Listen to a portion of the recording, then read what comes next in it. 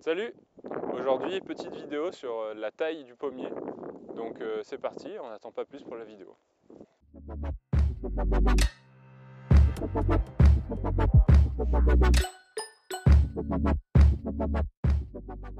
Donc là, on est face à un jeune pommier.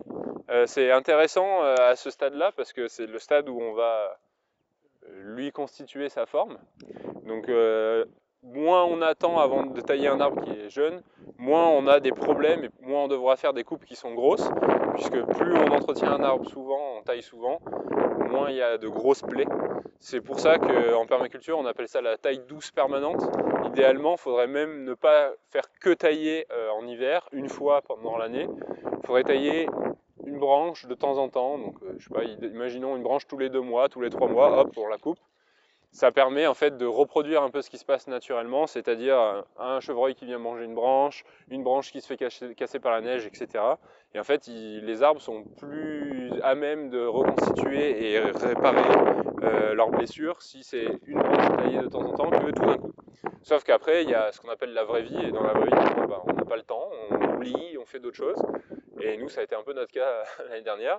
Du coup, au lieu de faire une taille douce permanente, on va tout tailler d'un coup. Et pour faire ça, le mieux c'est février-mars. Alors avant on disait mars, juste avant en fait que ça bourgeonne et qu'il y ait les fleurs qui sortent. Mais vu qu'il fait de plus en plus doux et de plus en plus tôt, on va peut-être plutôt conseiller de tailler en février. Donc là on est fin février, donc c'est l'idéal. Alors pour un fruit à pépins, donc pommes, poires, coings, ce genre de choses, on va éviter, ou en tout cas on va même essayer de ne pas le faire du tout, de couper une branche, c'est-à-dire la raccourcir. Donc par exemple là vous voyez on a une charpentière, donc en gros comment ça s'appelle la structure d'un arbre, donc il y a le tronc, après il y a une charpentière, et après il y a les petites branches qui vont pousser sur la charpentière. Donc nous on essaye de sélectionner des charpentières qui sont, on va dire, dans la bonne direction, qui sont plutôt ouvertes, parce qu'on veut faire de l'ombre au poulailler et on ne veut pas que les arbres ils montent trop haut. Donc en gros on fait un peu une taille en gobelet, même si sur les fruits à pépins c'est pas trop ce qu'on fait habituellement, parce que c'est compliqué, parce que justement cette branche là, si imaginons je dis n'importe quoi, je la coupe là, donc je raccourcis cette branche, et ben les fruits à pépins ils réagissent comme ça, ils vont faire plein de bourgeons à bois, et après il y aura plein de branches qui montent droit comme ça. Et c'est pas ce qu'on souhaite, parce que nous on veut pas qu'il y ait de branches qui montent droit et qui gênent et qui fassent du bois, on veut plutôt des fruits, donc c'est pour ça qu'on va essayer d'ouvrir l'arbre. Donc si je veux cette branche, l'ouvrir justement, qu'elle soit dans cette position, je peux l'attacher avec des sangles. Ça c'est bien, il faut faire attention à l'angle qu'on met, donc en gros c'est à peu près à 30 degrés. Mais si on n'est pas sûr de son coup ou qu'on n'a pas de sangle, qu'on ne veut pas le faire, on peut aussi le faire par la taille, parce que déjà on voit que sur cette branche, on le voit bien par exemple, que l'arbre naturellement, il a tendance à aller en fait se courber, puisqu'en fait avec le poids des fruits, eh ben, ça penche la branche comme ça. Donc c'est pour ça que des fois, et même souvent, on n'a pas besoin. Donc sur cette branche-là, on voit bien, elle est dans la bonne direction, elle a la bonne forme, elle fait un peu une courbe exponentielle, hein, elle part et après elle monte comme ça, donc ça c'est un peu l'idéal. Et du coup, on va enlever la branche qui monte tout droit comme un i à l'intérieur, donc celle-là, parce qu'en fait celle-là, elle est au milieu de toutes les branches, elle risque de frotter comme ça sur les autres branches, ce qui va les abîmer, qui fait des points de contact, dont des points où ils risquent d'avoir des maladies. Donc cette branche qui monte droit comme un i, on la coupe. Quand on coupe une branche, on la coupe à ras. Alors pas à ras, on creuse pas dans la charpentière, on laisse 1 cm pour qu'il y ait justement la possibilité que ça cicatrise, parce qu'il faut, en fait ça va sécher, donc il faut qu'il y ait quelques millimètres, allez 1 cm, 2 cm pour que ça sèche. Donc on coupe comme ça, on essaie de faire une coupe franche, pas que ça écrase, donc il faut que les outils soient bien aiguisés. Entre deux arbres d'ailleurs, l'idéal c'est de nettoyer le sécateur pour éviter de transmettre des maladies. Donc là, ça c'est pas mal, c'est peut-être un peu long. Donc si on trouve que c'est un peu long, là j'ai fait plutôt 2 cm que 1, on peut recouper. Voilà, ça c'est l'idéal parce que ça va sécher, et mais ça ne creuse pas dans la charpentière. Après on voit il y a encore cette branche là, qui est intéressante parce qu'elle ouvre l'arbre. Il y en a aussi une autre au bout qui part droit, mais je trouve que vu qu'elle a la bonne courbure, et ben en fait ce qu'on peut faire là, c'est ce qu'on appelle simplifier la branche. C'est vu que l'arbre il est encore jeune, on choisit des branches qui vont dans la bonne direction, celles qui nous arrangent. Donc là, si on fait une taille plutôt stricte, dans le sens où on veut vraiment choisir sa forme pour le futur, et bien là on va couper plus de branches. Donc là je pense que c'est plutôt ce qu'on ferait si on veut maximiser la production de fruits. Si on veut quelque chose un peu d'hybride, qui est un peu d'ombre, donc là en l'occurrence pour les poules, parce qu'on a les poules qui baladent sous le fruit, sur les autres fruitiers, dans le verger. Donc là on est dans un truc hybride où on veut quand même laisser des branches. Comme je vous disais, moins on coupe de branches, moins on a de risque d'avoir des maladies. Du coup, on va peut-être pas tout couper, on va en couper que la moitié. Donc celle qui part comme ça, je vais la laisser. Au cas où que cette branche-là, elle se couche trop, et ben on pourra repartir sur celle-là, et puis elle repartira vers le haut. Par contre, celle-là, je vais la couper pour la simplifier, parce que elle est belle, mais elle n'est pas très grosse encore. Donc pour solidifier cette branche et en faire vraiment une charpentière, et ben je la simplifie. Comme ça, la sève qui serait partie dans cette branche, elle va partir dans celle-là et dans cette charpentière. Donc la solidifier. Et l'idée, c'est de faire ça en fait sur toutes les charpentières. Donc celle qu'on avait vue tout à l'heure, c'est pareil, vous avez vu, elle part en Y. Donc je vais choisir celle des deux qui part dans le sens qui m'arrange, c'est-à-dire qui ouvre. Par contre, je ne coupe surtout pas les deux, parce que là, si je coupe les deux, et bien sur tout ce qui va rester, il va y avoir beaucoup de branches à bois qui vont pousser. Alors que là, il y a la continuité du tronc de la charpentière jusqu'au bout de la branche de la charpentière.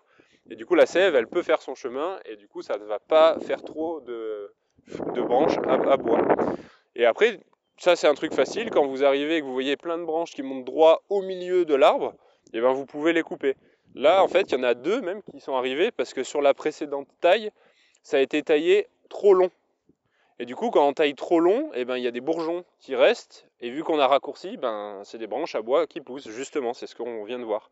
Du coup, pour éviter que ça se reproduise, je ne vais pas couper cette branche puis cette branche, je vais couper le moignon sur laquelle il y a les deux branches. Si possible, comme là, je coupe en biseau, comme ça l'eau elle coule, elle descend. Je coupe pas à plat parce que ça augmente les chances qu'il y ait de l'eau qui pousse dessus, enfin qui s'accumule dessus. Et justement, c'est ce que je voulais dire, de la mousse ou des maladies qui peuvent, surtout des maladies cryptogamiques, des champignons qui peuvent s'accumuler. Donc on coupe un peu en biseau comme ça pour éviter ça et éviter qu'il y ait des branches qui repoussent. Là on voit, c'est encore un cas d'école. Là, ça c'est des branches qui vont faire du bois. On voit, il n'y a pas de bourgeons à fruits dessus. C'est des bourgeons à bois, hein, c'est des bourgeons serrés, ils sont moins gonflés. Et on voit la différence, ça c'est un bourgeon à fruits. Il est plus gonflé, il est rouge et il est beaucoup plus gros. Donc là, il peut avoir par exemple une pomme, alors que là, il n'y en aura pas. C'est normal, c'est parce que ces branches, elles sont sûrement de la pousse de l'année dernière. Et comme je vous le disais, pour qu'il y ait des fruits, il faut que ce soit des branches qui ont plus de 2 ans sur les fruits à pépins. Donc là, pour choisir et renforcer cette charpentière, eh ben on va faire la même chose. On va se dire, bon, quelles branches nous arrangent, donc celles qui sont à l'horizontale parce qu'elles vont porter des fruits, pas celles qui vont à l'intérieur parce qu'elles vont frotter sur les autres branches et empêcher qu'il y ait de la lumière qui pénètre sur les branches. Donc je coupe celles qui vont à l'intérieur, celles qui vont vers le haut et qui sont au milieu. Et après, j'essaye de choisir la plus grosse, mais qui a la bonne direction. Celle-là, c'est la plus grosse. Le problème, c'est qu'elle pousse droit et un peu au milieu, alors que celle-là, elle est moins grosse, donc c'est moins bien, mais elle est dans la bonne direction, elle l'ouvre, elle est dans la continuité de la courbe que je souhaite. On pourrait aussi garder celle-là. Alors là, franchement, les deux marchent, mais vu que celle-là est un peu plus vigoureuse, un peu plus grosse, je coupe l'autre qui est un peu plus petite. Mais on aurait pu garder les deux, enfin une des deux, peu importe, l'autre aurait fonctionné aussi. Donc voilà, toujours taillé dans le bon sens, dans la bonne direction.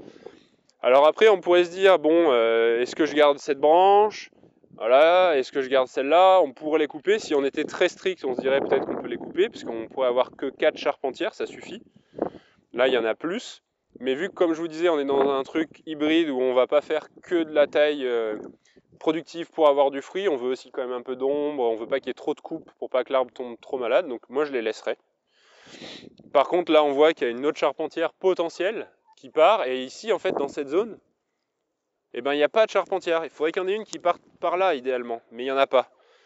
Donc il y a éventuellement celle-là qui pourrait remplacer, ou celle-là qui pourrait remplacer. Donc là, il faut choisir, et moi, j'ai pas envie de choisir, parce que je ne sais pas encore laquelle des deux sera bien.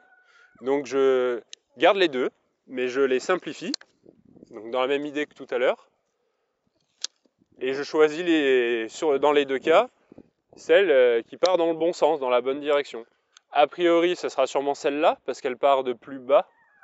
Donc normalement, bah, c'est elle qui aura accès à le plus de sève, parce que celle-là, elle va être concurrencée, même si c'est pas forcément le bon terme, par celle-là qui est plus grosse, parce qu'en fait, ça a été démontré, on appelle ça une colonie clonale. Chaque branche d'un arbre, chaque charpentière d'un arbre a une individualité et peut, dans une certaine mesure, concurrencer les autres branches. Donc c'est pour ça qu'on appelle ça une colonie clonale, parce que ce sont des clones, c'est le même individu, mais quelque part ils ont une individualité. C'est un peu le côté bizarre des plantes, mais c'est comme ça. Et du coup, bah, vu que je suis pas sûr, je pense que c'est celle-là, mais en même temps celle-là aussi elle porte des fruits, là il y a des petits bourgeons à fruits, ben je garde les deux. Je garde également celle-là, parce que même si elle est en hauteur, peut-être qu'un jour elle fera une belle branche qui part dans cette direction, vu qu'ici, de ce côté-là, je n'ai pas grand-chose, et ben je me dis que ça peut avoir du sens de la garder. Donc là, on a fait une taille qui commence à être pas mal. C'est toujours intéressant de faire le tour de l'arbre comme ça, pour avoir des points de vue différents. Parce que depuis tout à l'heure, bon là, je fais une vidéo, donc je suis un peu biaisé. Je fais pas comme d'habitude, mais c'est vraiment bien de danser un peu comme ça autour de l'arbre, parce qu'on voit des angles différents, on se dit, ah oui, effectivement, là, j'avais pas vu cette branche, j'avais pas vu ça comme ça, sous cet angle. Et là, je me dis que là, c'est pareil, il faut que je simplifie la branche, parce qu'il y en a deux, c'est trop. Et là, je vois aussi qu'il y a potentiellement une future charpentière. Celle-là, elle est bien, parce qu'elle monte moins droit que celle-là, mais en même temps, elle va dans cette direction où il y a déjà tout ça en branche. J'ai l'impression que c'est suffisant, donc du coup, je vais plutôt couper ici. Je coupe aussi ces petits trucs. Alors ça, c'est une petite branche qui porte un fruit. Donc ça peut faire un fruit, donc ça sert à rien de le couper, parce que ça, c'est pas assez vigoureux pour faire une branche qui va devenir concurrentielle ou une charpentière. On voit parce qu'il y a un petit bourgeon en bout. Voilà, donc ça va être un fruit. Mais cette branche-là, peut-être qu'elle viendra faire une future charpentière. Elle a vraiment la bonne courbure et elle va dans la bonne direction. Donc voilà, moi je suis plutôt satisfait. Après, il y a un biais aussi, c'est qu'en général, plus on regarde un arbre, plus on y passe de temps, plus on a tendance à couper. Donc des fois, quand on trouve que c'est bien, faut partir. Faut arrêter de rester, parce qu'après on se dit ah tiens ça, et en fait on coupe d'autant plus. Donc quand on est satisfait, on s'arrête. Et on range le sécateur. Donc voilà, c'est tout pour cette vidéo sur la taille des pommiers, en tout cas des jeunes pommiers. Si ça vous a intéressé, pensez pas à le dire dans les commentaires, à mettre un j'aime, c'est super important pour le référencement, ça nous aide beaucoup dans notre travail pour valoriser auprès de YouTube et d'autres personnes du coup notre travail, notre contenu. Donc si vous voulez nous soutenir, n'hésitez pas à le faire ou à partager la vidéo avec quelqu'un qui pourrait être intéressé.